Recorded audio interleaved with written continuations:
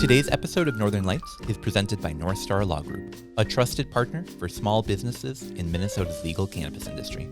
Whether you've already applied for a license or just getting started, attorney Jen Riza and her team can help you build a compliant business, identify and navigate risks, put together an application, and keep you informed about the ever-changing Minnesota cannabis landscape. Are you ready to add North Star to your team? Visit northstarlaw.com/cannabis and let North Star Law Group guide you through confidently opening your doors. Again, that's northstarlaw.com/cannabis.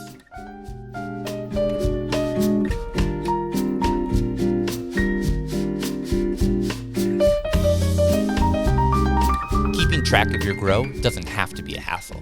Meet Plant Track. That's PLNTRK, a tool built by Minnesota growers for growers like you. Track every stage of your plant with intuitive progress bars for each phase. Stay on top of your grow with text reminders for watering, feeding, and photos. And when it's time to log data, it couldn't be easier. Just scan a QR code or tap an NFC tag to instantly access your plant's details and updates. You can even log your interactions for one or all your plants in just seconds. Ask detailed questions with the AI chat powered by your plant's data and get the help that you need when you need it. It's free for up to 8 plants. Go to www.plntrk.com now and start tracking your grow.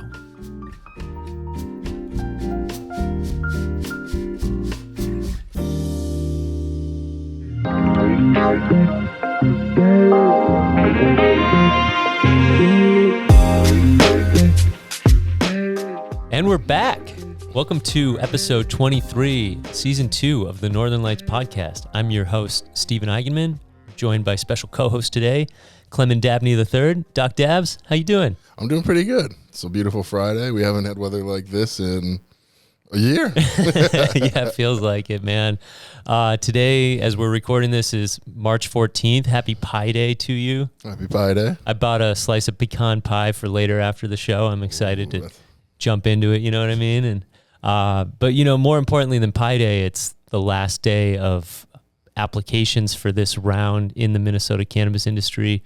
How would you describe your position as a applicant for the Minnesota cannabis industry, and like what's the last few weeks been like for you? The last few weeks have been kind of hectic. It's just like, I don't know, as an applicant. So I was a social equity applicant.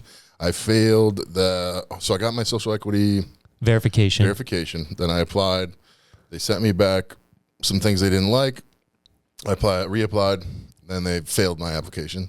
So now, between then and now, I just fixed all of the things that they wanted updated. Sure. So you cured it in that in-between time, which, you know, is good that they allowed the second round or this redo.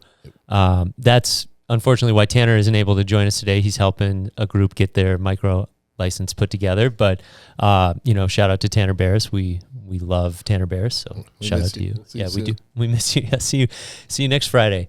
But yeah, so like we're wrapping this up. What are folks saying? You know, you've been talking to a lot of people. How is this round going? I'm hearing like over 700 micro business applications right now. That sounds about right. Yeah. So I guess for me, I think it's just like so I had to get mine in on the 4th. For me, it was just like a weight had been lifted. It was like anxiety because, you know, we've been, at least I wanted to take my business from this hemp-derived edibles business to an adult-use cannabis business, while maintaining the hemp-derived edibles side. Sure. So it's just like, this is the next hurdle to take to achieve some growth. So it's just like, it's really stressful and anxiety-provoking, like, yeah, did I mess this up again? It's such a like tough rethinking it. You're like double, triple, quadruple checking, making sure everything is in order. And now once I got it submitted, like all that weight had been lifted. And yeah, I've had several groups of people calling and texting me late at night. How do I fill this out? What are they actually looking for? Right. So it's just like Tanner, like just trying to help the friends get their applications in. Yeah, move to that next phase in this adult use recreational cannabis world that we're living in, or that we hope to aspire to be a part of. Exactly. Right. Well, today we're going to continue with the news. We've got Doc Dabs here to give his point of view. And later on in the show, we've got a special interview with Zowie Hanssen from EcoGarden Supply that Tanner recorded right before we jumped in the studio. So stick around for the EcoGarden Supply, and we'll be right back.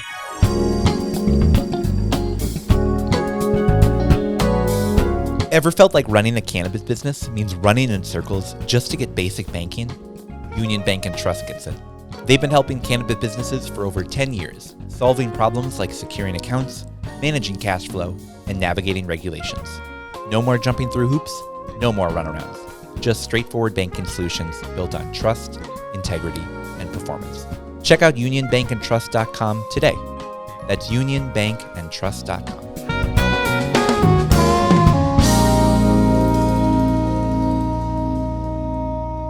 All right, the first story that we're going to get in today is about tribal compact languages and how they affect market dynamics here in Minnesota. Right.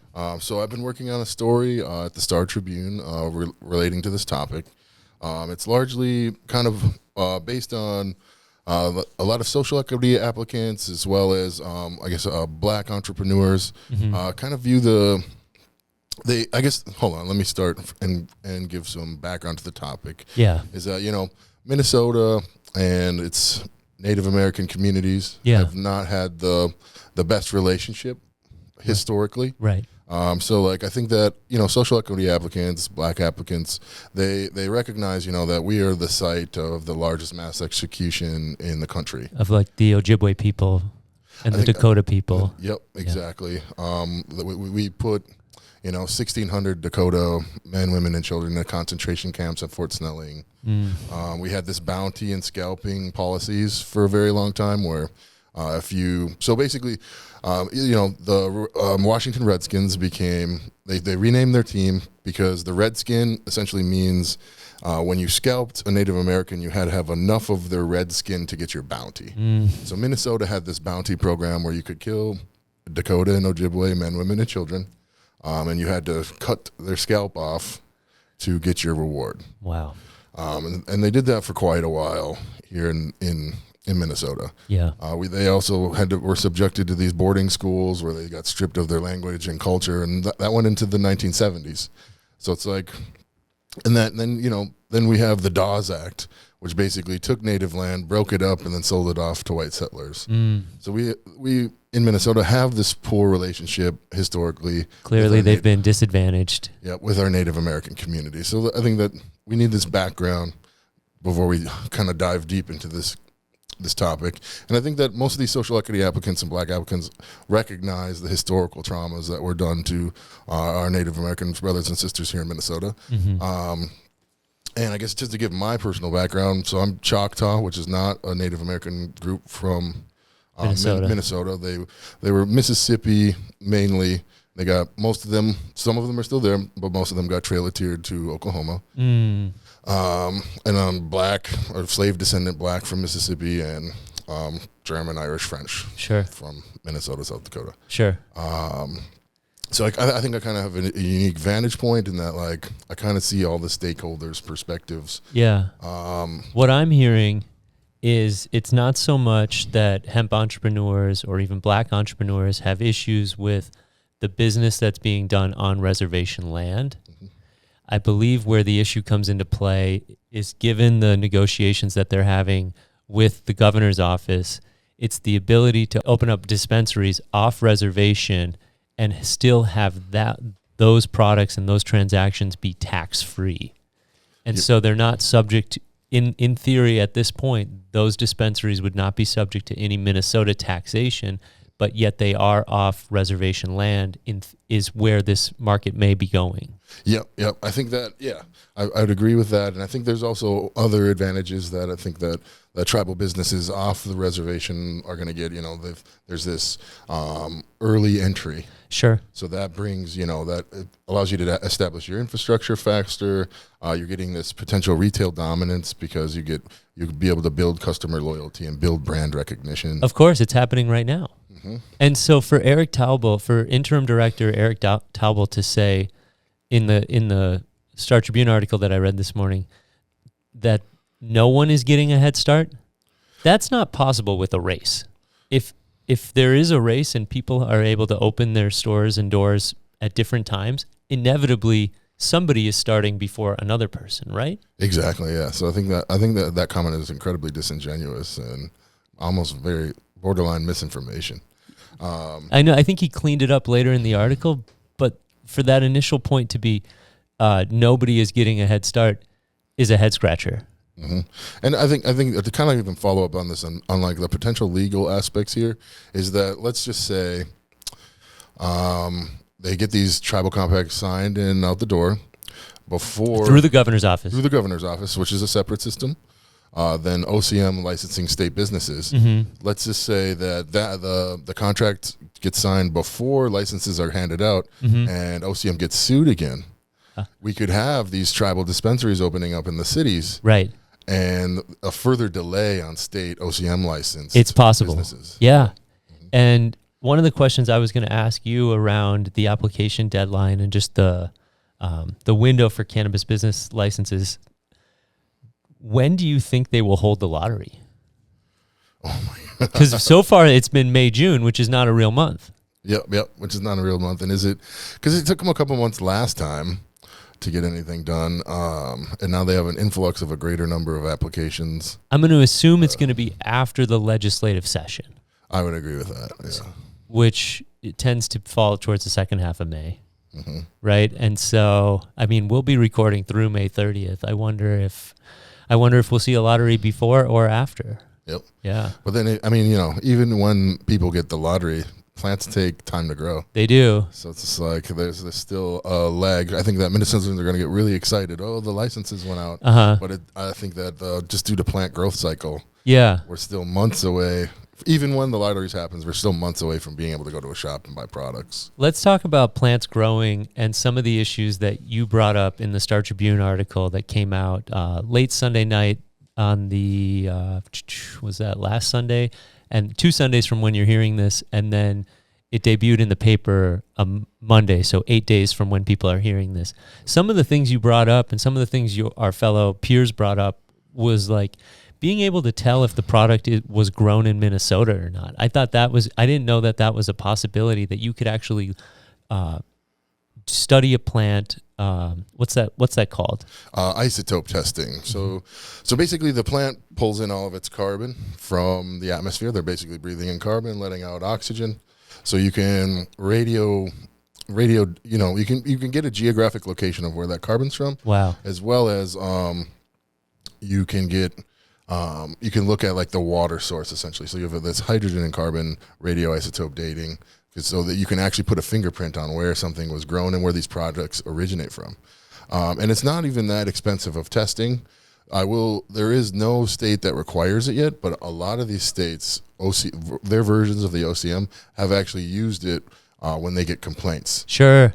So it's like a tool. I honestly, personally, I think that it should be a required test. Yeah. Not required on like every single product, but if they get a complaint that somebody's abusing the metric system, which is actually really easy to abuse. And it's not the metric system like deciliters and liters. We're talking about METRC, the software. The software that's used for track and trace, which is likely what we're hearing the Minnesota OCM is going to choose to go with. Right. So basically, it's like a metric is a way to track and trace. You have a barcode for every plant that grows, but it's really easy to bring plant material in or move plant material out to the black market using the system. That's what I hear. You can game the software. You can very easily, and it's been done in every state. It's been used in. Just type in metric abuses Colorado, metric abuses California. Sure, metric abuses Colorado, California. Great, but on the genetic side of things, as somebody who sells seeds and grows for seed generation. Talk about what you're concerned about when it comes to like bringing seeds into the state, and then there's going to be a deadline when you can't bring seeds any longer into the state. Can you dive into that a little bit? Yep. So the OCM has enacted a rule that's basically saying that you can only bring in genetics into a certain point. So let's just say you're a really large company or one of these you're an MSO or you're one of the medical companies, and you've already acquired a significant amount of germplasm. Germplasm is like your genetic resources, your cultivars you have on hand. Okay. Blue Dreams, Monkey Skunk, Mac, OG, Sour Diesel. You have all these different cultivars in your stable and in metric by the deadline. Yes. Then there are approved products that you can grow. But anything after the deadline needs to get further approval from OCM, and we don't know when that process will take place, how quickly how quick they will actually address those issues. Right. So it's like a breeder for me. So I own this A&D seed company as well, Hempire Genetics. Yeah. We breed seed for the Minnesota marketplace. It would really pigeonhole my business into I can only utilize what I have on hand before that date enacts. Which Kneecapping innovation. It kneecaps innovation because, if you think about plant breeding and having wild progenitor plants, in more wild species, you have a lot more genomic diversity. There's a lot more genes in the gene pool. Sure. But when you start domesticating plants, you start decreasing that gene pool. So like corn, soybeans, most of the large agronomic crops, even if for elite varieties on the marketplace, yeah, they're like 90+% identical within the genome. So they've like pigeonholed the genome because they're selecting for traits of interest, not shattering, so the seed falling off the kernel or the pod. So there's a lot of traits that they've selected in on. Yeah. But then a lot of these other genes that could be useful for innovation. Yeah. We wouldn't be able to put them in because you don't have access to them when this deadline occurs. Right. So if you kind of look at the more developed corn and soy market and the homogeny that exists with this crop, we're sort of on that same path to homogeny and less diversity through what the OCM is outlining. And another issue that I'm hearing in the marketplace, or that I'm hearing behind the scenes, is like the OCM was given so much power through the legalization bill that they really have a limited amount of reason to listen outside of what they're doing. And so folks are finding it troubling to not get anywhere with the OCM when they have, in their eyes, legitimate feedback or ideas, or they have questions around fairness and questions around how this market will inevitably look. And if they're going to apply for a license and they're going to put a lot of money into this new industry, they want to have some certainty that it's going to work out for them. Exactly. So I think that, that's scary as a business owner because like a lot of these cannabis, like a cannabis grow up, we're hundreds of thousands, if not millions of dollars in investment capital. Yeah. And in an already risky environment. Yeah. I think that's, anxiety provoking. That's, and there aren't these people to reach out to. Like, I think that's what I've heard when I've talked to a lot of these business owners, is they'll be reaching out to OCM, and OCM's not getting back to them with their concerns, even on the license application side. Like, I know somebody that forgot their password, and they're trying to get a password, and they didn't hear back for over 9 days, and now, that window's today. They're SOL. 9 days. And I think that even on the rulemaking side, they've been given so much power to develop these rules.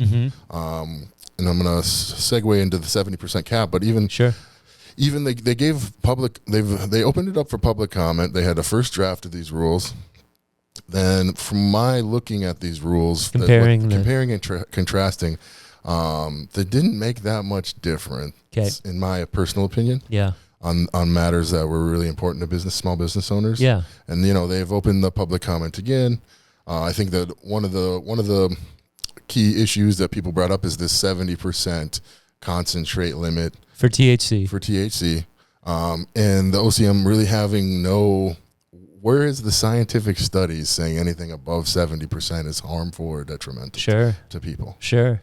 I mean, we've interviewed Bryant Jones on the show, and Bryant opened our eyes to the method of how you smoke or consume the cannabis really dictates the actual amount of THC that you're getting. So, the flower could be 30% THC, which I know you have some thoughts around how folks test at such a high THC percentage, which we can unpack as well. And you talk about it in the Star Tribune article. But, whether you're smoking a joint or a blunt or a bong or a dryer vaporizer, that's all going to affect how much THC you're actually able to consume from that percentage of THC that's in the plant upon purchase.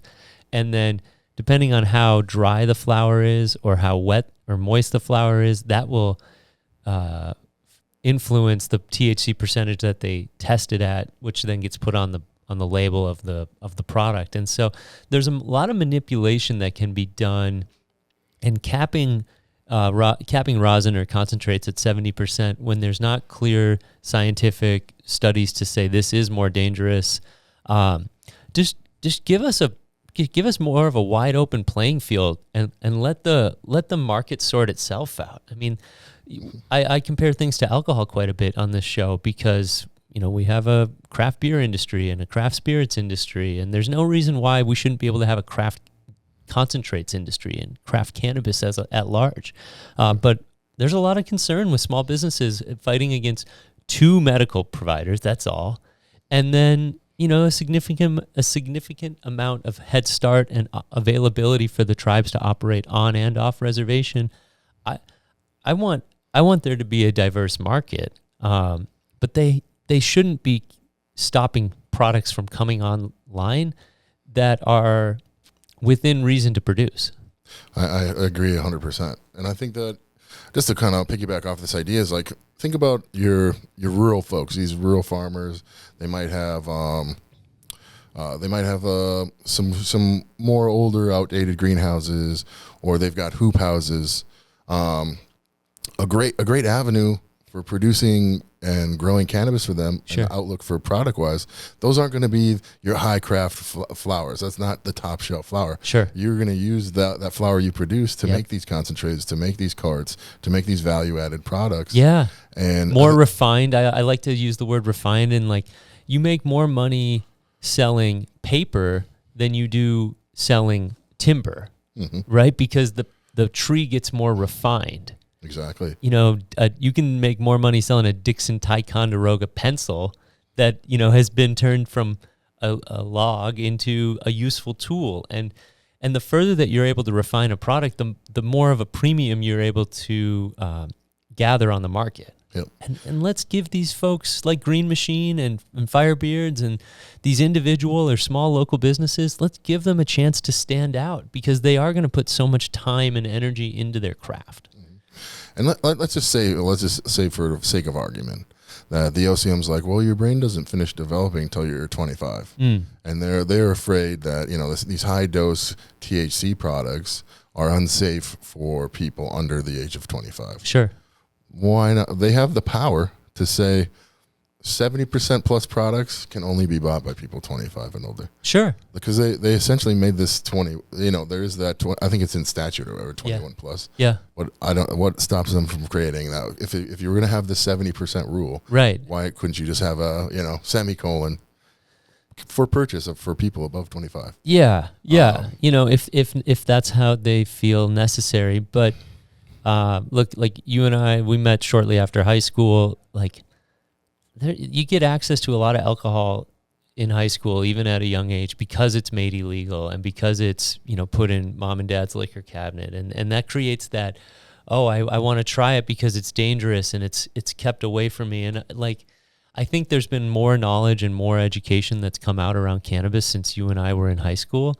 And, we're seeing studies that show the next generation is consuming less of these drugs. And I'm going to say drugs in general, because alcohol should be referenced as a drug in the same way that cannabis is referenced as a drug. And if you consume cannabis consciously and responsibly, you may find that you use alcohol less. I know that's true for me as I've grown up a little more. So, it's tough. Let's talk a little bit about, the media that you're doing outside of, hopping on the show here. You were featured on K-Fan recently, or you were mentioned, I should say, the Dan Barrero show, Drive Time, 5 to 9, I think it is, or everybody knows K-Fan, Dan Barrero. And so they brought you up on the show. They did, yeah. Shout out Dan Barrero and K-Fan. We appreciate, you guys talking about our Star Tribune article. So it's really cool. I think that, cannabis in Minnesota culture are incredibly entwined. Just from my work at the University of Minnesota, there's a Bell Museum. So we have a Museum of Natural History. It has an herbarium. THC, we did some studies on those samples in their herbarium, and THC dates back to 1878. Presence of THC production dates back to 1878 in Minnesota. So we have a long history with cannabis here in Minnesota. And that's about as long as Minnesota's been a state. Yeah, I think, yeah. So it's just like, I think 2 years after its founding. So, and I hate to harp on this. 20 years, but I hate to harp on this. Yeah, what was it, 58 that came? I think 50, yeah, so about 20, yeah, 20 years. But one of the critiques with the OCM is that up until recently, and not at the director level for the overall program, they haven't had somebody with cannabis experience leading the program, leading the office. A lot of people boil it down to a lack of understanding of the actual industry or the plant. And it's frustrating knowing that they had different options they could have chose. Yep. Yeah. So I think that we've seen, we're on our third high commander right now. Yeah. Our third director. They seem to choose, after the first one, they seem to choose favored bureaucrats. Bureaucrats, right. Charlene Briner, Eric Tauble, rather than somebody that knows the industry. And I think that's incredibly dangerous for this industry, because I think that it allows for lobbying to kind of influence the thoughts of these decision makers. Right. Because if you have somebody that doesn't actually know what they're talking about and doing, and you've got interests telling them it should be done this way, then they're like, oh, well, this is what we're hearing from people. And I think that one of the problems in Minnesota cannabis, at least for the small business side, is like we don't really have like an organization of small cannabis businesses that's lobbying on our behalf and organizing on our behalf. Right. And I think that's a big hole because like I think most laws, in my experience, are shaped due to lobbying. Like you lobbied a congressperson, a senator, or you're lobbying, in this case, the OCM director or people around him. Yeah. Or the governor. Yeah. And that's how laws are getting crafted. And I think that small cannabis and, these social equity applicants, we just don't have that arm of influence. Sure. Well, and with the two medical providers, one, it's a duopoly. And two, they happen to kind of be run from outside of the state of Minnesota. They are. They're MSOs, yeah. Yeah, they're MSOs, and Vireo might have gotten its start here, but they've moved into the other markets. Like, I don't know if they identify as a New York company they're multi-state operators, so they have operations technically in multiple states. But the Minnesota cannabis industry should first and foremost serve Minnesota businesses and Minnesota tribal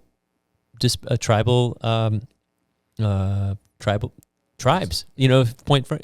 10 out of the 11 tribes are looking at the Minnesota cannabis industry as an opportunity, and you have thousands of hemp-derived businesses that have entered into this space. And if we are going to allow two medical providers to have uncapped opportunity to grow as much as they need, it's going to significantly lower the price per pound of flower, which is going to send waves and ripples through the entire industry and affect not only the tribes that are selling and growing flower as we speak, but the folks that haven't even gotten into the market yet. 100%. And to jump on the back of this idea is these large operators can reduce and price compress, but that's money leaving our state. Like if we're looking at social equity applicants, small Minnesota businesses, and the tribes, I worked at Red Lake. I built out their first building, which then now became Native Care. Yeah. So their grow, I helped design and build. It was basically a money machine when they opened Native Care. Sure. They were bringing multiple $1 million in every month. So it's almost a new casino for them. Wow. That money is staying here. It helps. It's run as a nonprofit. It helps the folks. It helps the Red Lake Nation. Yeah. So the money that's generated from cannabis up at the tribe currently, that's money creating jobs. Yes. That's money that's influencing those communities. That's people getting to do something that they more care about than working at a casino or working at some small gas station there. Creating a better Minnesota. It's creating a better Minnesota. Yeah. So it's almost like the idea of a brain drain. But it's an economic drain. Like giving all this power to these large companies. And they're not based here. That money isn't staying here. That money isn't coming into our communities. It's not being spent on people here. Right. The money is just leaving. Yeah. Well, we're going to take a quick break and cut to an interview with Tanner and Zowie Hanssen from EcoGarden Supply. But Clem, thank you so much for coming on the news today. I appreciate you having me. It's been fun. We'll be right back.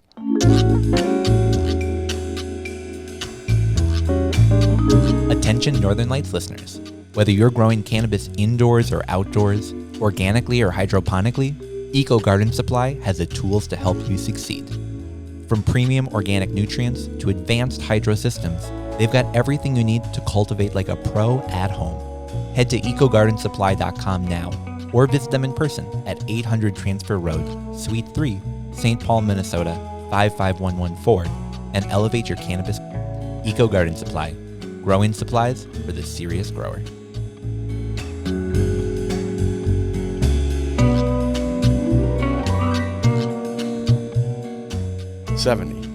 Did you know that 70% of businesses fail in the first 10 years?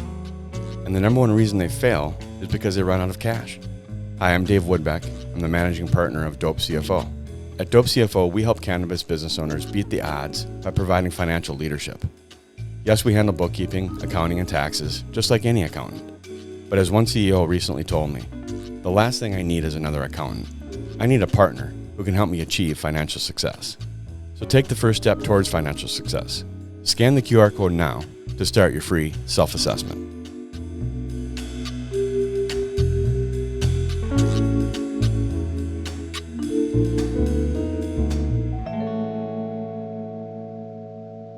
And we're back. We're sitting here today with Zowie from EcoGarden Supply. How's it going, man? Good. Super happy to have you in the studio today. I feel like of the people that we've had on this show, you're the person that I've been talking to the longest, but that took the longest time to actually get into the studio and on the show. Yeah, really? I've been asking you cannabis questions for years now, going back to buying supplies with my students now like 4 or 5 years ago. So I appreciate you being the guy to sort of answer the questions that we have, and I'm excited to have you here to answer some of our viewer questions. Right on. Well, hopefully I can give them some good info. Yeah. So just before we jump into some of those questions, give us a little bit of a background. What was your introduction to cannabis growing? Sort of what got you started growing at home? Yeah, so just an interest in smoking got me initially interested in doing the growing and stuff. So just understanding that, hey, I can do this on my own, and it could potentially be a lot of fun, and and it was a lot of fun to get going and stuff. So yeah, just my own smoking drew me into growing, and then growing grew itself, and it just kind of evolves from there. I think anyone that's been around for maybe a little while now understands that. Like, yeah, it kind of grows itself. The hobby kind of takes on a life of its own, and it's a really fun thing. And before you know it, you're knees deep in it all. And yeah, that indoor growing math seems to. Yeah, you kind of look up and you're like, what is going on? Mm-hmm. But yeah, I love that. What I love is I've heard so many people talk about how cannabis was sort of their gateway to agriculture, learning about growing plants, sort of connecting with just being able to put a seed into a ground and say, man, I made this. And cannabis is such a cool nexus to teach those skills.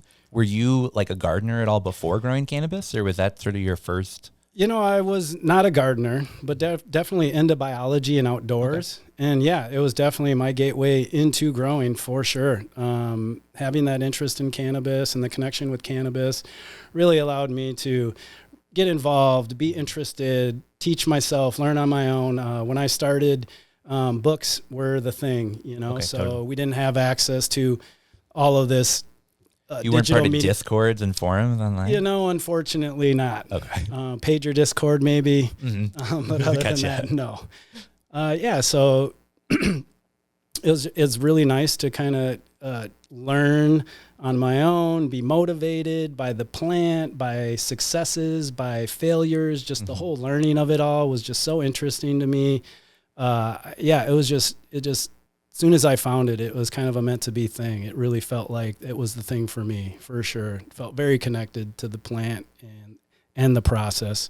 Very cool. So how did you sort of transition from, growing at home, developing these skills, to being the guy that people come to ask questions of? Yeah, just time and effort, just putting in more cycles, just growing, continuing to grow, continuing to improve, trying different methodologies, going from soil to hydroponics, just playing with everything in between, really having a lot of fun with it. I used to do a lot of skateboarding, and we built a lot of ramps and rail slides and all these things back in the 90s. And so that afforded me some handiness, and I was able to kind of like build my own systems and play around with that, really DIY it. That's really cool. Quite a bit. And yeah, it was a really nice experience. It taught me so much about the equipment, the systems, how to do it, and what I want to do relative to those things in that experience. That's very neat. So a difference from the AC Infinity, all-in-one, plug it in and you're growing kind of setup. Yeah, you guys are really just thrown into the mix with all of this great equipment. It really gives you so much functionality that would have costed us tens of thousands of dollars to do, not even 4 or 5 years ago. Yeah. So AC Infinity has definitely revolutionized home grows and really put those controls in these home growers' hands and given them the ability to really be a lot more pro than we've ever been. It's great. It's awesome. It's pretty cool. I remember when I first started, really getting into growing and thinking like, man, I wish I could just like know how my plants are doing wherever I'm at. And now the idea of having a camera in my grow tent and the AC Infinity app on my phone, I really can just sort of know wherever I'm at and wherever in the world exactly how my tent is doing. And it's a very amazing thing. It feels very luxurious to me just because having that access at any moment, what's the temp, what's the humidity, is the light on, whatever the thing is that you want to know. To have that at your fingertips it's a special and awesome thing. Yeah, that's really cool. So I want to hear a little bit more about the transition that EcoGarden has gone through with legalization really coming on board. I mean, you guys were out there providing advice, really helping people to get their supplies, even before growing at home was a widely accepted legal practice. But what has that change been like now with those laws going into effect, it being something that people can talk more about much more? Have you guys noticed a change in either traffic or who's coming in? Yeah, I would say it definitely brought in the people that wanted to grow, that were just waiting for legalization to happen. For those who don't know, Hydro Store is low-key another name for a cannabis grow shop. Yep.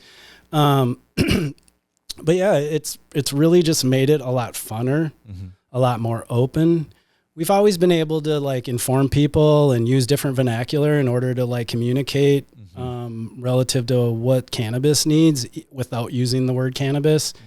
So it just, just the openness, the fun of it, sharing what you're growing, it's like we're all big kids with their toys again.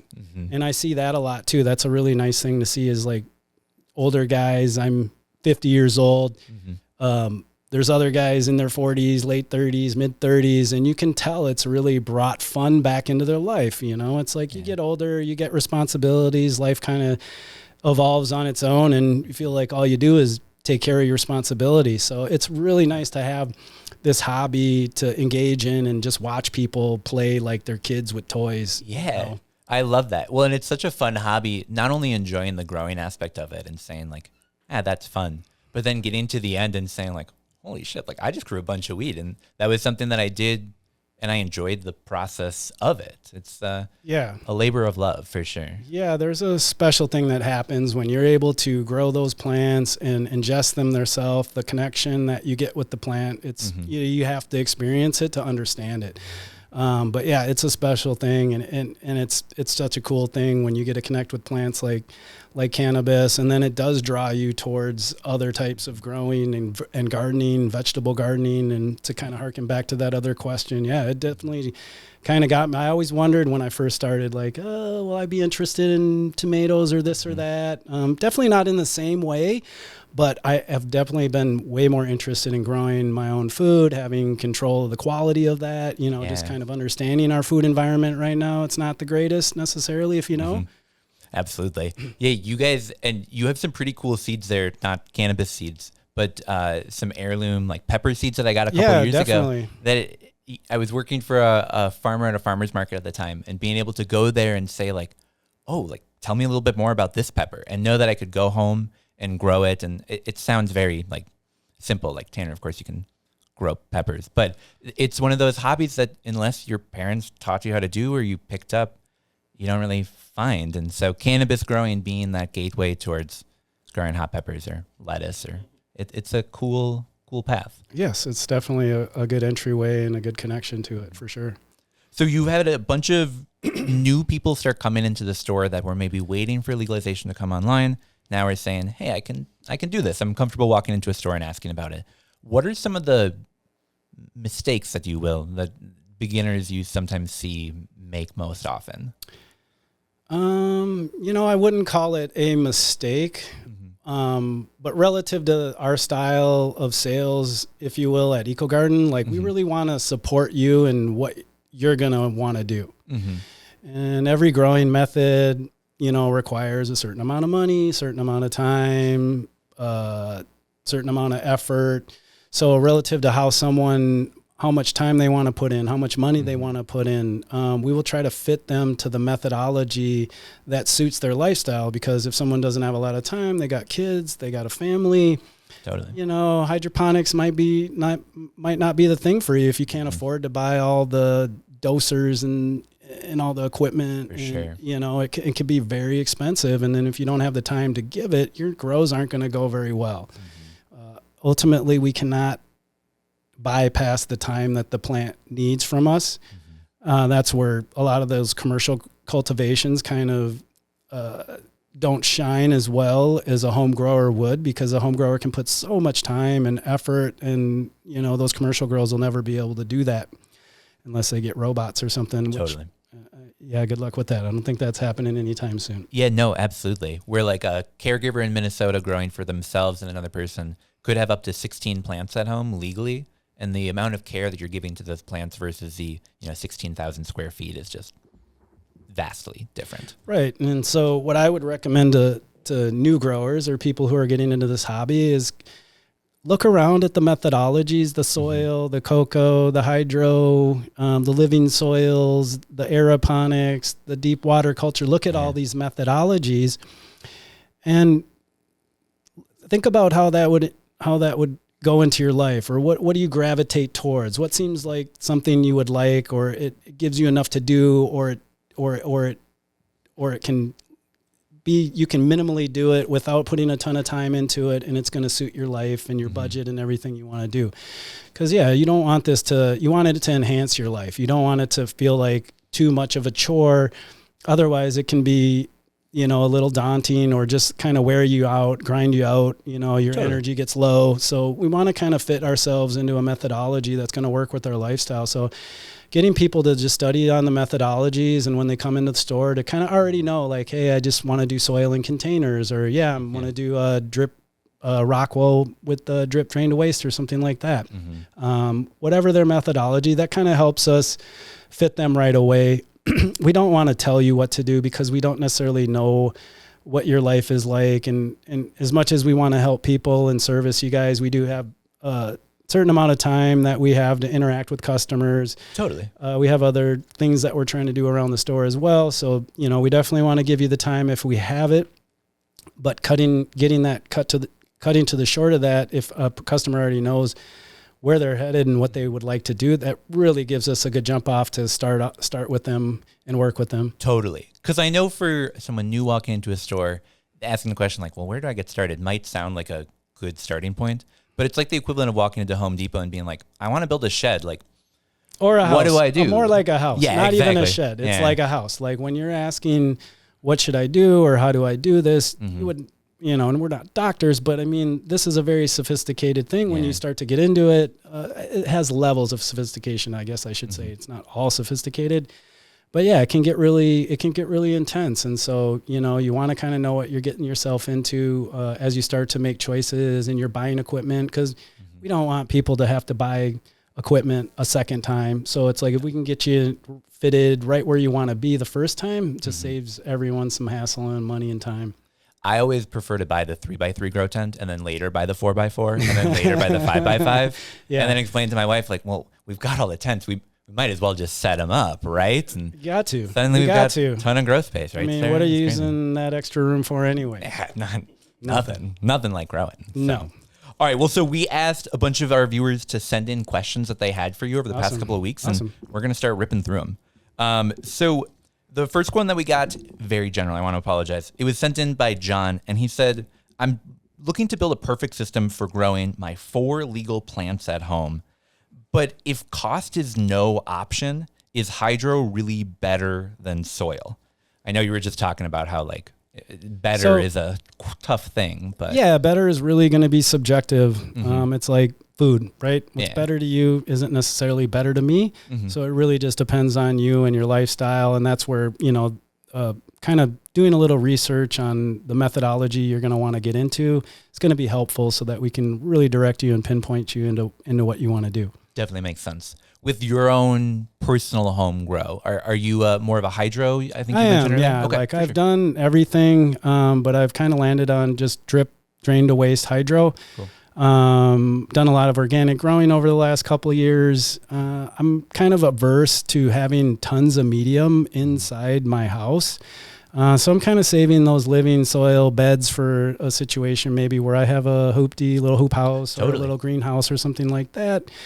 So for me, hydro's always been one of my favorite methodologies. It just kind of a control freak, so I like to have that control over the nutrients and the feedings and the waterings and kind of just pushing on overall growth rates and stuff. Totally. While trying to focus on quality. The highest quality for me is just ultimately what I'm chasing, yields at this point. I'm sure we are all throwing away flour, unfortunately. It's a luxurious time to be in. But yeah, quality is really where I'm trying to focus on with that. So that definitely makes sense. Yeah, I love the idea of living soil, especially in larger scale settings. I've found that the 1 gallon living soil pot isn't the way to go, and it's a little tough. You kind of got to know a little bit to pull that one off. Maybe you guys should have the 1 gallon living soil grow contest sometime. There we go. Oh, that could be fun. They do the solo cup contest, and I've seen some of those, and it's amazing what people can do in these small spaces. Yeah, there's a Reddit community microgrower that will do the Pringles can challenge, and nice. I love that. What's the weight that you can get out of a single Pringles can of plant? And fun. All right, well, so hydro, a good way to go. Obviously, many factors depending, but I think for me, I like a lot to do. So I like having things to do when I get home, mixing my solutions, pH and stuff, just kind of going around and double checking things. Allows me to interface with the plants too. So I'm kind of looking around as I'm doing those things. I just kind of like to be with my plants, and I like to smoke and just kind of be down there and just zoning out on them. You never know what you're going to see, what kind of pops into your head. So it's a lot of fun to have more to do in there for me, at least, and where other growers, they might want to pop in once every couple days and check on their stuff, and that's more conducive with their life. And you can grow amazing quality flower any way you do it. You just kind of have to know your methodology well, and work within the parameters of that. But I love the hydro. Love it. All right, next question we got was from David. So his question is, what's your preferred drying method? There's a lot of talk about the Canatrol, other similar devices, but in terms of a home grower setup, someone comes in there saying, what would you recommend? Are you more of a hang dryer? Do you utilize some of the machines? That's a Pandora's box question. Okay, all right. Yeah, I mean, I've done all types of different growing, and then when it comes to the Canatrol, it's another device that can help you. It's a tool. I wouldn't say that, you get it set up and you're going to just be able to push a button and not know anything, and it's going to do everything for you. It is a tool. You got to learn how to use it. It has its own parameters and functionality and controllability that you can mess with. But for me, I've always just done standard hang and dries. Very cool. Whether that's in a tent or whether that's in a room, just kind of depends on how much flour I have to dry. I prefer those methods, but I really like the Canatrol relative to just beginners being able to get into something that will control that environment without all the electrical cost. Yeah. Because if you start to get bigger spaces and tents and things, you're running fans, potentially dehumidifiers, air conditioners, you're running all this equipment to control these environments. And depending on how much flower you're growing as a home grower, you might not be filling up a tent or a closet, so you're dealing with smaller amounts of flour, which could make the dry cure process a little more touch and go, because if you're not there daily maybe even like multiple times a day, like hourly, checking. Yeah, you got to check. Like it is a thing where it's like if you're not checking, watching, keeping tabs on things, it can get away from you. Like we're going through these weather changes outside. People who are inexperienced, they might not know to reconfigure their equipment to deal with the heat now that they're getting, since the temperatures are going up high. But then we're still having cold nights, so you're not necessarily adjusting for these things, and then your flower either flash dries or gets a little sour or something because it stayed wet too long. Totally. And now we have a problem. Yeah. So but I've always done it the standard way. I prefer just the hang dry, control your environment. If you can do 60-60, great.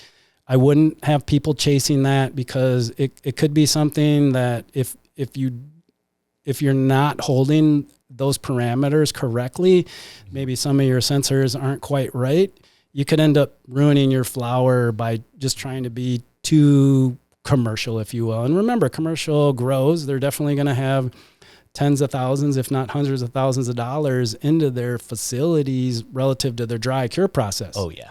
And that's just that part, let alone the millions they put into just the growing side and the business side of things. So we're trying to, chase that, what commercial guys do. And if you can do that, great.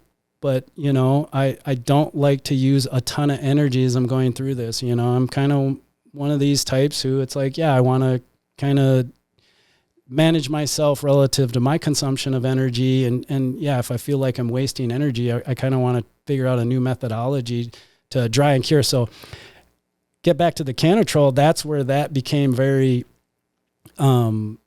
desirable to me, because I'm watching how much energy that device is using to hold its parameters, and it's nothing compared to the fans and the DHU and the portable AC that I use to dry a couple sticks in a 2x4 tent. And it's kind of a little ridiculous. So depending on how much flower we're growing and how much money we have and how much energy, because I know the Canatrol can kind of be way outside most people's, wheelhouse of affordability, which is fine, because you can do it, just your standard air, dry, and cure. You just have to understand the process really well, so that depending on the parameters you hold, you're able to be there when you need to be there, checking on it, either tightening things up so that it's holding humidity, or opening things up so that the humidity is allowing to come out, watching your temperatures so that, we don't get potentially over 75 or close to 80. We're really going to be oxidizing off a lot of things that we want to keep. So, if we can just kind of, it doesn't have to be super tight. I know everyone, all the information on social, people get really obsessive with 60-60. And I would just recommend people, hey, don't get too locked into that, because, it could create more problems for you than you might want it to. Yeah, no, I love that. And I also love that emphasis on the amount of power that is being put into growing the cannabis that we use. I remember when I first got into concentrates, and I was like, this is so cool. And then I first started learning more about the people that are actually making those concentrates, and realizing when I'm doing that fat glob or dab, that's a ton of weed that's going into. You just smoked a pound of flower. Exactly. And thinking about the amount of energy that usually is used indoors when growing that, it's not nothing. And it's a lot. Yeah. It's a lot, and so depending on a person's beliefs and our energy uses and how much we have, and whether we got as much as we need, or we're running out and we need to pay attention to that. I'm a believer in just pay attention to what you consume, be responsible. I don't feel like we're just here to take everything under the sun and it's all ours. And there's other people that live. And so, just kind of managing our impact and, just doing our best to minimize our overusage I think is important, because we get to consume as much as we want, and it's super luxurious. And I think it's important to pay attention to that. Yeah, it's definitely cool being in a day and age when there's probably more cannabis, in a 1 mile radius of where we are right now, than there have been in entire civilizations. And not the worst time to be alive. That's for sure. It's a beautiful thing. Yeah. I love it. Yep. All right, so next one that we've got. So Amanda wrote in and said, I've been told that if you're going to invest the money in any single piece of equipment, you really want to invest in getting a good light. Do you agree with that mentality? Or are there pieces of equipment that maybe are less critically important? Or sort of, what are your thoughts? I would say a great book. Okay. I like that. I like that a lot. I want people to have something that they can go back to that rinses and repeats the same thing over and over. Mm-hmm. Growing is very contextual. And as we follow all these different social media types, and they're doing this and they're doing that, all these methods don't necessarily cross over if you don't understand how they can cross over. Totally. So if you're picking and pulling from different methodologies and you don't understand, like, hey, that guy's watering method is for living soil. Mm-hmm. We're not going to apply that to an hydroponic situation. Yeah. So just kind of understanding the nuance of those things is going to be helpful in directing you that way. So maybe buying a good light, important, but better to buy a light that is in the spectrum that you want and is the power that reflects the what book. you're looking for. And the book is going to tell you that, right? Yeah. Because if we buy a light, do we know how to buy a light? Mm-hmm. So to me, the most important thing is to educate ourselves and know the right equipment. Because I would say there's no single piece of equipment in my mind. Obviously, you need a light. Like if there was something ultimately you needed, and that's the only thing you would, sure, a light. Like that's how I started. People think, well, what do I need? I started with a light in my closet. I pushed the clothes to the left. I pushed the clothes to the right, and I hung the light up. There we go. It was I like very that. dangerous, but Yeah. you can start very simply. You don't necessarily need to go to a full outfitted AC Infinity kit. We can start wherever we're at. So we're there to help you at EcoGarden kind of figure that out, help you to work with what you have. That's a good way to learn too, and this equipment can be a little daunting, getting everything all at once. I've seen a lot of people really just kind of toss it aside and just start doing kind of their own thing, really. Yep. Yeah. Very cool. Is there a book that you recommend, or what's one that you've read that has been we have the Ed Rosenthal's Grower's Handbook. Yeah, totally. Super informative, lots of great information there. Ed Rosenthal's been around forever, so if you've been in the cannabis industry, I'm sure you know his name. It's a really good, reputable source for cannabis growing information. And I want to say, I think one of the most beautiful cannabis grow guides I've ever seen in my life, like the full page picture spreads that they have throughout there, is pretty cool. It is a looker. Yes, it's a very good book visually as well. So yeah, you'll not only get that info, but you'll get some visual pictures to really just kind of juice you up. And take it. All right. Well, we got a couple more questions, but first we're going to take a very short break, and then we'll be right back. Right on. Single piece of equipment in my mind. Obviously, you need a light. Like if there was something ultimately you needed, and that's the only thing you would, sure, a light. Like that's how I started. People think, well, what do I need? I started with a light in my closet. I pushed the clothes to the left. I pushed the clothes to the right. And I hung the light up. There we go. It was very dangerous, but you can start very simply. You don't necessarily need to go to a full outfitted AC Infinity kit. We can start wherever we're at. So we're there to help you at EcoGarden kind of figure that out, help you to work with what you have.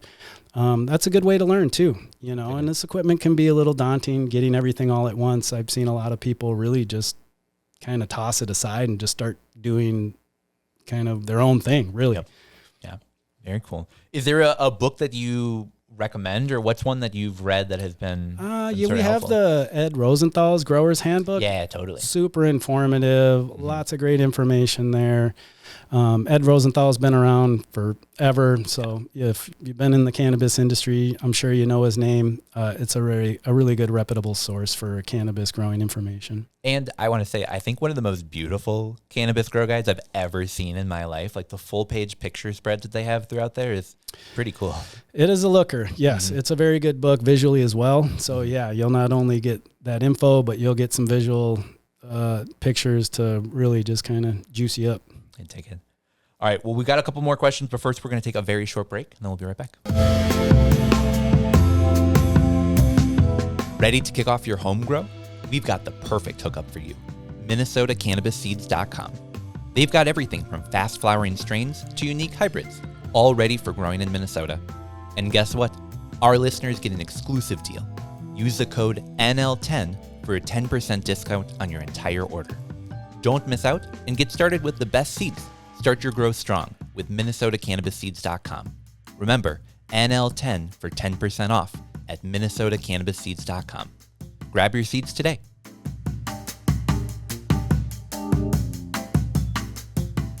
We're back. We're back in the studio with Casey of Natural Harvest. How's it going, man? Hey, Tanner. Happy to have you here. It is another month, March now. We got another seed box that we're going to be talking about. Tell us, what do we have coming in the box this month? Yeah, no problem. Thanks for having me. This month, we're doing Sour Gorilla. Okay. Another one of those kind of diesel sour flavors that, for me, it's kind of a personal favorite. That's really cool. Yeah, I've really been enjoying anything that has that word sour in the family recently. Tell us a little bit more about what people can expect with that Sour Gorilla. Sure. I mean, what does that taste like? What can they expect to get? Yeah, so like I said, that sour kind of diesel-y flavor.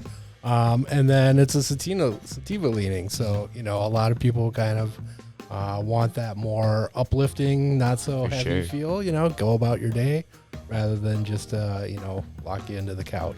Very cool. So also we could probably expect this to maybe be a little bit of a larger plant in how it grows, less of that short and squatty and more of sort of the reaching towards the light. A great one for March. Absolutely, yeah. A good mix of both where, you can still do something in your tent. It's not necessarily like a monster 25-foot plant outdoors, but, Totally. Yeah. I love that. Yeah, that's a really cool one. That gorilla lineage, I think, is a fun one to touch on and one that we've talked about on the show a little bit in the past. Gorilla Glue, like that's a classic cultivar. I imagine you've had experience with that before? I have. I haven't grown it, but definitely, sampled it over the years and definitely for sure. One of my favorites. Do you get similar sort of the notes of that, but now just like twisted and sour and a little bit more fermented, or you tell what can people expect from that? I'd say that's a pretty accurate description. Okay, all right. Absolutely. I love that. Very cool. So for people who maybe this is their first episode listening in, they heard the description of that seed, they went, oh my God, that is one that I need to try. Where would you send people to go and get the seed? Sure. MinnesotaCannabisSeeds.com. Okay. And maybe, it's March. We're starting to get a little bit closer to when that outdoor season really begins. You could be taking these seeds, starting them indoor today, and by the time outdoors is ready for us, your plants will be ready to thrive. Well on your way for June, right? For a planting season. So, yeah, now's the time. Very cool. Sour Gorilla. I'm excited to give that one a try. That'll be a fun one. Awesome. And then for those people that go to your website, they're looking to buy a couple other seeds along with that. I heard there's a rumor there's a discount code for people that are listeners to this podcast. Is that true? Yeah. Anybody who watches this podcast, NL10, and we get 10% off your order. Sweet. So NL10. Go to the website, MinnesotaCannabisSeeds.com. Fill up your cart. Choose what you want to grow, indoors or maybe soon outdoors. NL10. Get a discount on all of that. MinnesotaCannabisSeeds.com. Awesome. Thanks for coming, Casey. Thanks, man. Appreciate it. And we're back. So this next question is a playful fun at a family member of mine. I have a family member that was growing indoors, very excited to show me her grow. It was inside of a room that she had. She had her lights hanging, and she goes, yeah, I opted to not buy any fans. I just sort of come in like a couple times a day and just blow on them. Okay. Because, you get in the air and we're good. So my question is, We're good. We're good. How important is air circulation for home growers? Can you just throw plants in a tent and say, meh? Or should you probably have fans, intake air, things like that? Well, in lieu of coming in and blowing on them yourself, we definitely recommend having some air movement in there. It's not always needed. It is definitely preferred, but you will find that out. So, you can fuck around and find out. Okay. We generally recommend having it. I have done grows where I had no air movement inside and the plants did perfectly well. You can kind of, you'd be surprised what you can get away with until you can't, but the plants will let you know that, and or the pests and pathogens will too. Oh, yeah. Yeah, absolutely. You hear that, Aunt Connie? No, I'm just kidding. No, I do think it's an important reminder that, we think of what does a plant need to grow? Well, you look outside and it needs soil, it needs light, it needs water. And we're moving indoors. It's the exact same type of setup. But there's so many other things that just happen out in nature that you lose when you're bringing that indoors, especially as you try to strip away more and more of the, I want to get pests out of here. So let's get the soil out. And all of a sudden you just have salts that you're adding, but it doesn't remove possibility of problems. No, there's always problems regardless. Yeah. All right. So the next real question that I have. So Samantha wrote in and she said, what's your take on defoliation generally? I've seen some growers that swear by you have to strip the fan leaves. Others say leave them alone. It's like a storage spot for energy for the plant. In your own personal experience, are you a defoliator? What's sort of where you go? I am a defoliator in the right situations. Okay.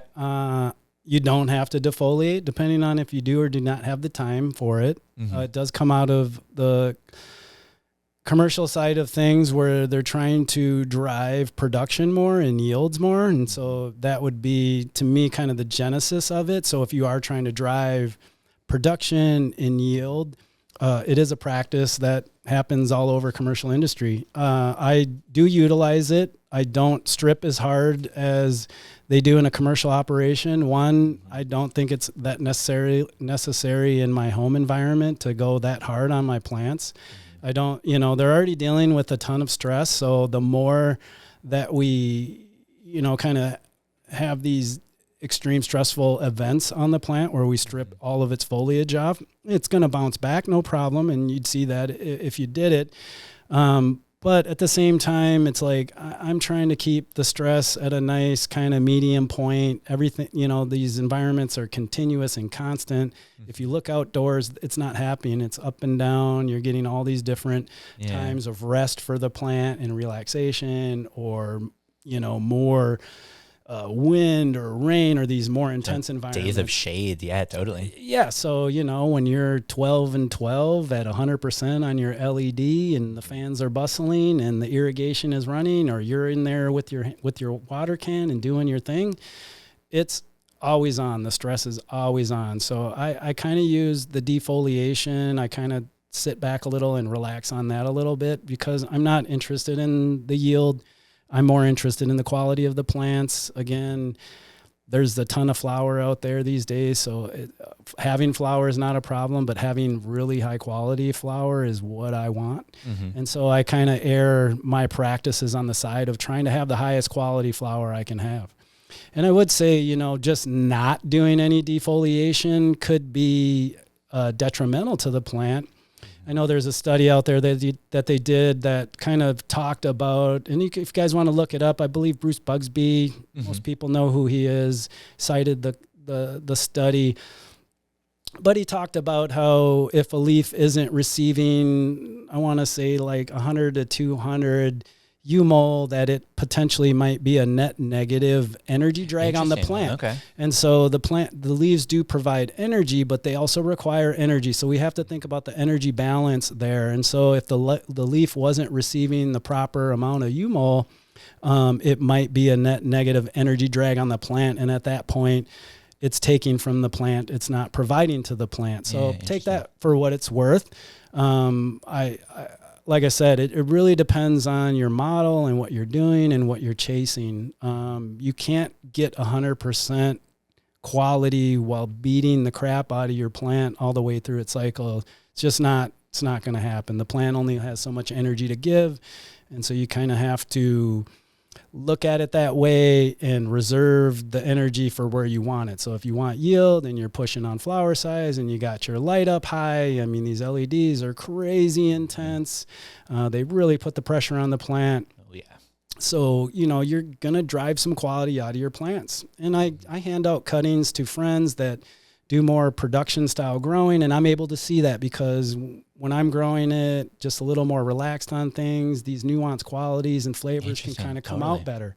When these guys are driving them hard and they're just pushing and they're trying to get their yields out of them, sure, it's the same strain, you can notice it, but there's definitely a huge qualitative difference that I pick up relative to terpenes and just that nuance of the flower and the flavor and the smell and the colors and the experience too, the effect. It's definitely going to have something to do with the effect. So yeah, I guess it really, you kind of have to figure out what you want. And I think we all want it all, but you do have to prioritize what your goal is. And for me, the goal is quality. And I think that's such a cool part about cultivating at home versus like Cresco Labs. They're never going to say like, yeah, let's cut our growth rate by 1/3. Right. But man, it's going to be like better stuff. So it's fine, right? And for a home grower, you can absolutely make that choice and say, yeah, I'm cool taking a 20% loss if it means that what I get, I feel like is at least 20% better. And I can say to myself at the end of the day, yeah, that was a good choice. Right. But, and I think a grower has to ask themselves if they want to grow a bunch of mids or if they want to have some higher end flower. I would say if you're growing mids, maybe just buy flower. I think if you're spending this time and effort, you're kind of missing the mark of what you can have at home with yourself.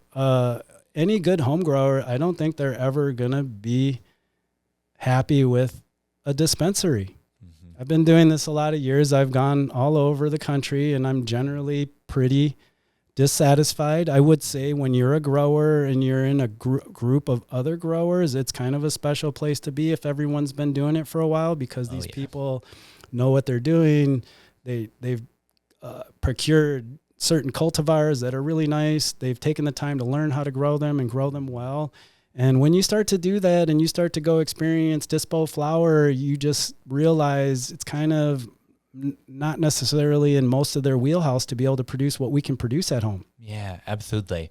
And that's been one of my personal favorite parts about legalization is so many more growers that have been doing this for quite a while are now a bit more open about what they're doing and being able to talk to people that have been growing for 10, 15, 20 years and say, man, you grow really good stuff. And I've heard before that dispensaries are for tourists. And I think there's some truth to that. I would say they're for people who, maybe don't have a connection or maybe new to cannabis. And so they don't know where else to go and get it, or they don't have a friend that just has extra stuff to hand out to them. Yeah. What are some of the things that you're chasing at home right now? I know that that's a question that we'll have growers in and they're like, well, changes every day. Like I'm always looking for new stuff. But in terms of your grow right now, is there like a certain flavor profile or effect or something that you're seeking out most? I would say, the diesel-y, gassy stuff is real popular right now. People are moving away from candies, moving more towards your chems, your diesels. Those type of profiles, GMOs. We're a big fan. I'm kind of chasing that. I'm looking for pine, lemon, gas. It's just a profile that's just not as common as it used to be. People who are smokers in the early 2000s, late 90s would be pretty connected to these flavor profiles. And so, bringing them back. And then, they have more potency. Certain colors, if you will, kind of to me signal lower potency. That's not always true, but in a general sense, it is true. So, you see some really, if you've been a smoker for 20 years and you see lime green flower, it says something different to you than a guy who's been smoking for 5 years and sees his purple flower. Yeah. Lime green, fire, potent, heavy duty, gassy. Yeah. So we're kind of hunting some of those gassier things right now. That's what we're after and looking for. And then to kind of playing with some older genetics to newer genetics, some of the older stuff isn't as visually desirable as all the new Instagram flower. So mixing those together and getting some of the effects that are in that older flower into this newer flower is desirable. There's plenty of newer flower that kind of runs a little flat on the effect. It runs high in THC or whatever, but the effects are really flat. And over time, we're just kind of not getting the experiences we want to get. So changing up what you smoke, maybe the time periods that things come from can kind of help give your system a change or a break on other things that might be getting overdriven and not allowing you to really have the fun you want to have in your experiences. Yeah, no, that's really cool. Are you like pheno hunting through gear right now or? Yeah. Cool. So 707, I'm hunting a Hollywood from him, which is a wedding cake by Kush Cleaner. Kush Cleaner is definitely older varietal coming out of the late 90s, 2000s with the Jax Cleaner versus an SFV. And then a wedding cake is pretty standard stuff. Sure. I'm sure most people know wedding cake's always super solid if you can find a good one. So, yeah, absolutely. Yeah. And a fun washer, I've heard. That's nice, good genetics for that. It's very good genetics. Oh, yeah. Very cool. Wedding cake's good stuff. Yeah. So when you're in a legal state, you're put in a situation where you're having to like go to a dispensary and seek out flower.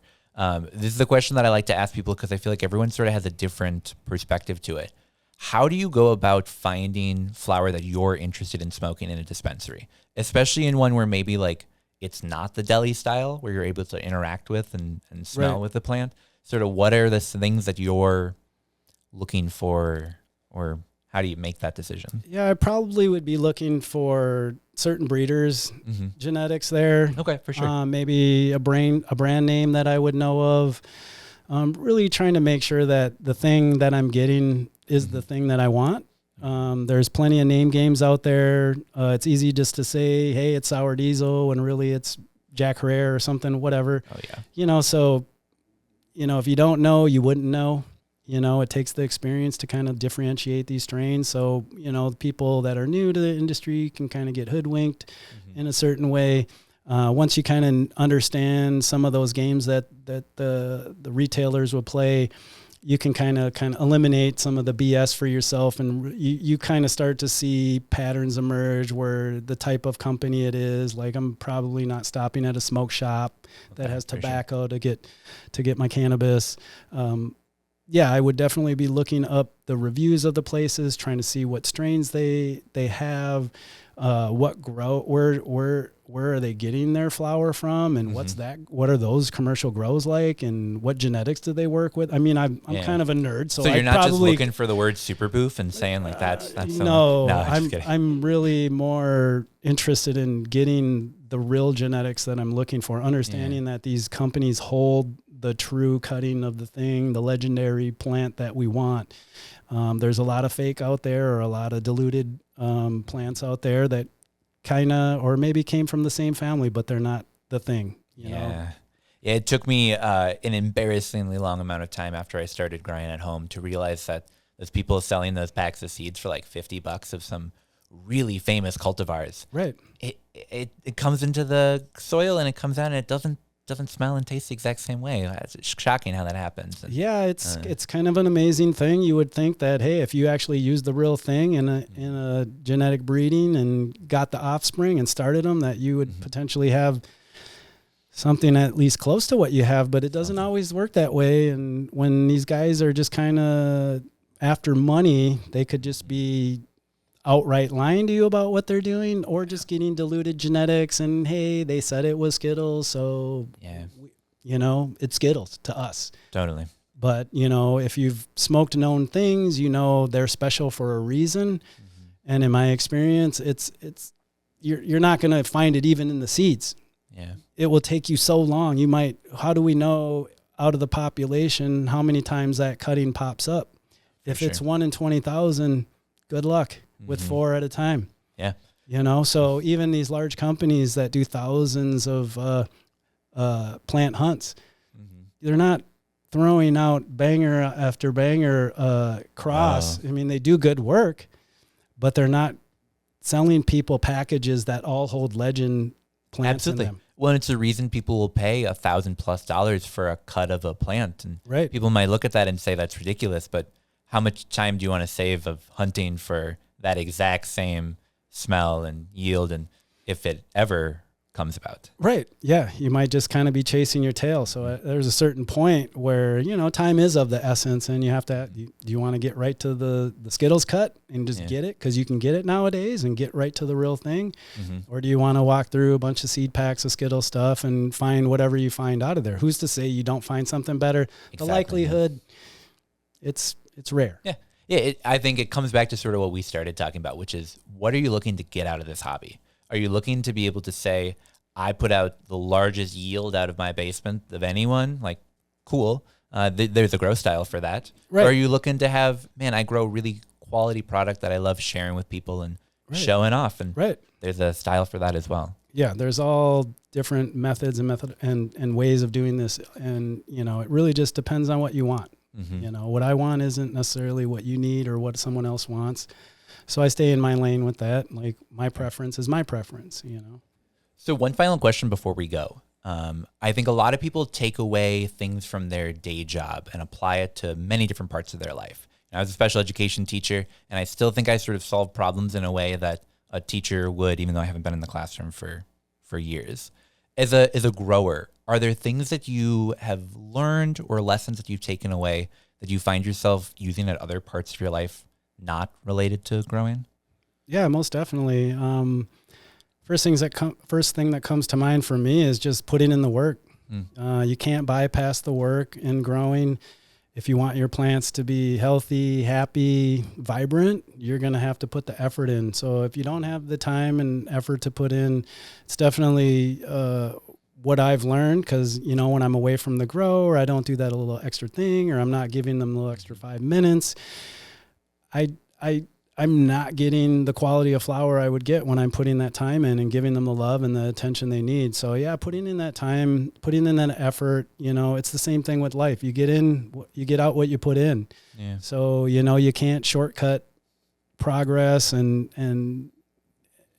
getting to that really nice quality product, or that really nice quality of life that we want to have. You have to put the effort in, and then you will reap your rewards. So yeah, just doing the work on a daily basis. You just kind of rinse and repeat and get after it. And being older, I've just kind of relaxed into it. Being a younger person in America, it's like we're always looking for shortcuts to get to that place we want to be. As you get older, you start to realize really the place is the journey. The path is where you want to be. When we hit these goals, it's nice, but it's a little lackluster. So being in the work, the daily work, and really allowing myself to get in there and do what I need to do and enjoy the environment. It's very therapeutic for me to be down there with the plants. So yeah, just doing the work, man. You gotta get in there and doing the work and be with your plants and really give them your energy and your love. The grass grows where you water it. There you go. Yeah, very cool. I like it. Well, I appreciate you coming in today and answering some of these questions. What I think is so exciting is for a lot of our guests that we have in, we get to ask you the questions, and it's sort of like, find them on social media or whatever. But if people have grow questions for you, they can just come into the store and most chat definitely. with the team there. You just come in and hang out with us, and an IRL podcast, if you will, like just come and chat without the microphones. Who would have thought? I know. So where can people go about finding you? Where is the store located, and what's your guys' website? Yeah, so EcoGardenSupply.com is our website. We're at 800 Transfer Road in St. Paul in Suite 3. The way to enter the store, the best way to enter would be at Dock 7. You'll see an entrance right there in the back of the building at Dock 7. We have a Instagram, EcoGarden Supply, all lowercase. So yeah, we're pretty much at those 3 places. Awesome. We'll put them in the show notes below. Are you guys thinking of doing the outdoor vegetable plant garden this year? Yeah, we always put our vegetables out there. They get a lot of sun, so they do really well. And we just like to have some greenery and that blacktop. It's just real kind of barren and desolate back there. So that greenery helps. With all those semi trucks, it sure brings a nice little bit of joy back there. That's for sure. Yeah. Awesome. Well, Zowie, thank you so much for coming in today. Thanks, we really Tanner. appreciate it. Appreciate you guys. We'll be right back.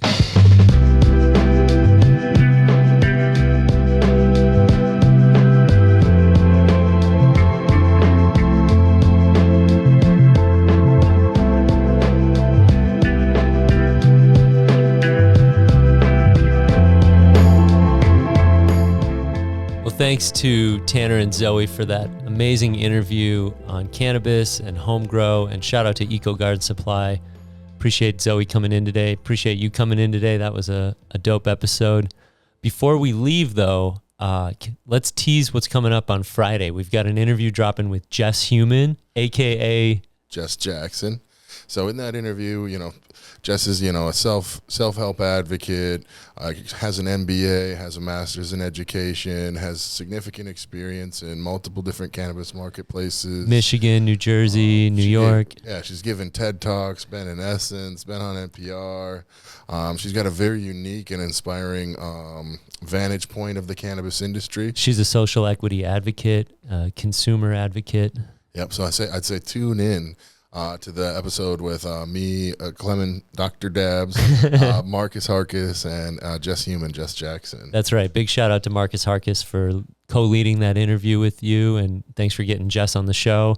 Thanks for being on the show today. A little bit of a different episode, but lots to talk about. Yeah, so I would say definitely, if you're a fan of the show, make sure to catch this episode. Leave us a review or a rating on Apple Podcasts, Spotify, YouTube. Make sure to share this one with your friends. This is an incredibly important episode.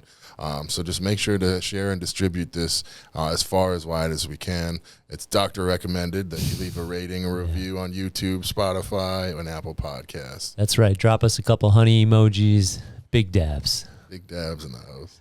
Well, episode 23 of season 2. It was our Jordan episode. Thanks for being out here today, Clem. Thank you. Looking forward to that next Star Tribune article whenever it drops, and should drop in. I think we're looking at about a week. I've written it 4 different times. Oh wow! But that's kind of my writing style is very iterative.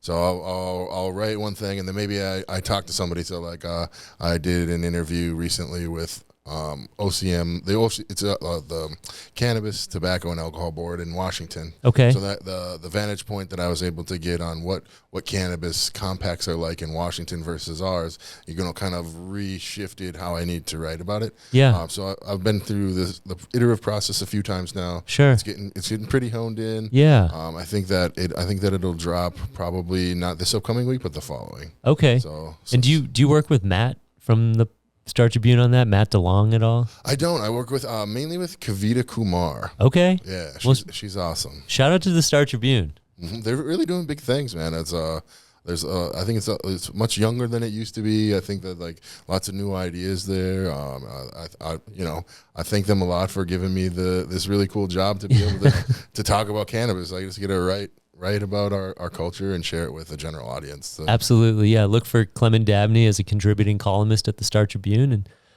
thanks for being on the show. Hope to have you back, and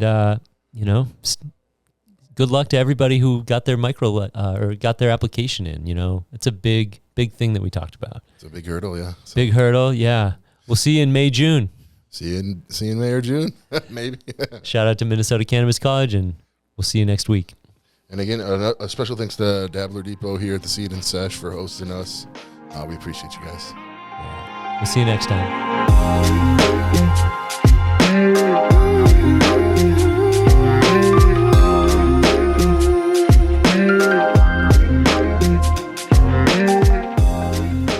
Northern Lights is a Minnesota Cannabis College production.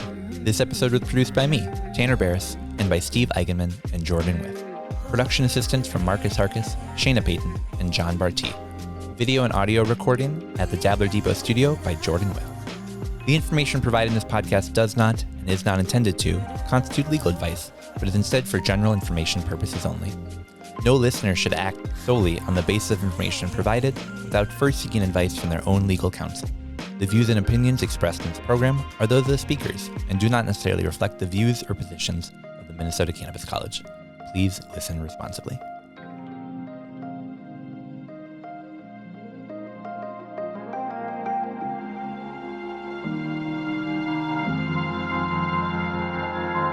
Thank you.